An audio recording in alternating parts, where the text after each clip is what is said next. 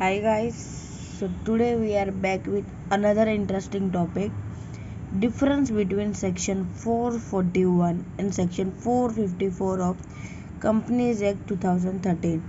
So section 441 deals with compounding provisions and 454 deals with adjudication provisions.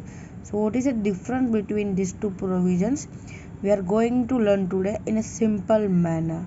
So first of all, section 451 deals with, we all know, compounding of offenses, whereas 454 deals, I said above, adjudication of the defaults.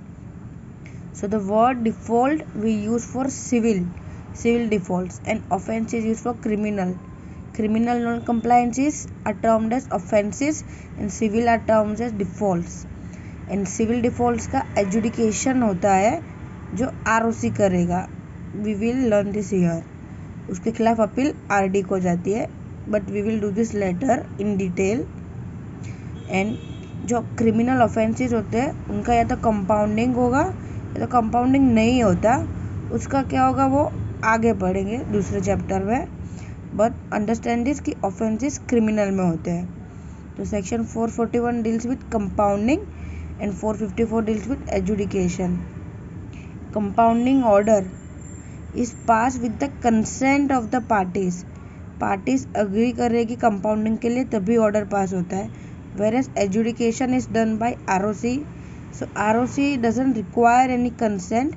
वो अपना order pass करेगी. अगर non compliances किया है तो उसके लिए उसको किसी की permission की ज़रूरत नहीं है. And compounding order, because it is passed with the consent of the parties, appealable नहीं है, because आपने ही consent दिया था तब order pass हुआ है. So it is not appealable. Whereas ROC के order से if a party is not satisfied, then appeal can be made to regional director within 60 days. तो 60 days में RD को appeal होगी against the decision of ROC. Compounding order is on consensus and not arbitrary. Consensus से part होता है compounding, but adjudication is arbitrary and not consensus. इसमें consent की ज़रूरत नहीं है. And 441 opportunity of being heard, OOBH, opportunity of being heard is not required to be given because consent से ही पास किया है. बट ROC और RD दोनों को ही ऑर्डर पास करने से पहले अपॉर्चुनिटी ऑफ बीइंग हर्ड देना पड़ेगा कंसर्न पार्टी को. Principle of natural justice. Then compounding में पावर्स हमें पता है आरडी एक्सरसाइज करता है अगर फाइन 25 लाख से बिलो है तो, अबव है तो NCLT. So RD and officer authorise by CG दोनों ही जब फाइन 25 लाख से बिलो है तब आते हैं, and NCLT when it exceeds 25 lakhs. तो वेरियस अथॉरिटीज़ पावर एक्सरसाइज करती है. वेरियस एजुडिकेशन में सिर्फ RD है, फाइनल अथॉरिटीज़ RD, कोई और अथॉरिटी नहीं है, सिर्फ RD. Offence can be compounded once in a 3 years. So अगर प्रीवियस कंपाउंडिंग से within 3 years same offence repeat हुआ तो उसका कंपाउंडिंग नहीं होता. But no such provisions in adjudication. Means अगर 3 years में आपने फिर से वही ऑफेंस किया तो उसका एजुडिकेशन होगा, उस पर भी पेनल्टी देनी पड़ेगी. ऐसा नहीं कि दूसरी बार किया तो एजुडिकेशन नहीं होगा. Then there are rules for compounding when it is done by NCLT and no rules when compounding is done by RD या ऑथोराइज ऑफिसर. सो कंपाउंडिंग में रूल्स है कंपाउंडिंग के लिए, but only when the authority is NCLT.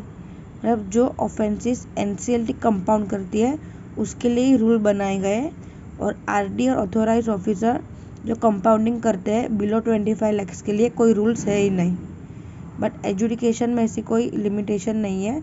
Adjudication में specifically only for section 454 central government ने rule बनाया है which is termed as companies adjudication of penalties rule 2014. ये सेंट्रल गवर्नमेंट ने रूल बनाए only for section 454. And no compounding can be done yes when investigation is either pending या initiated against company.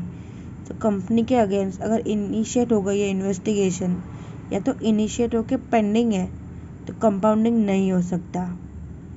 Investigation कौन से section के अंदर? Section 210 से 229 के अंदर अगर इन्वेस्टिगेशन चल रही है तो कंपाउंडिंग नहीं होगा। But no such provision in adjudication means investigation company के अगेंस्ट चल रही है फिर भी एजुडिकेशन साइड बाय साइड चल सकता है, उसमें कोई रेस्ट्रिक्शन नहीं है।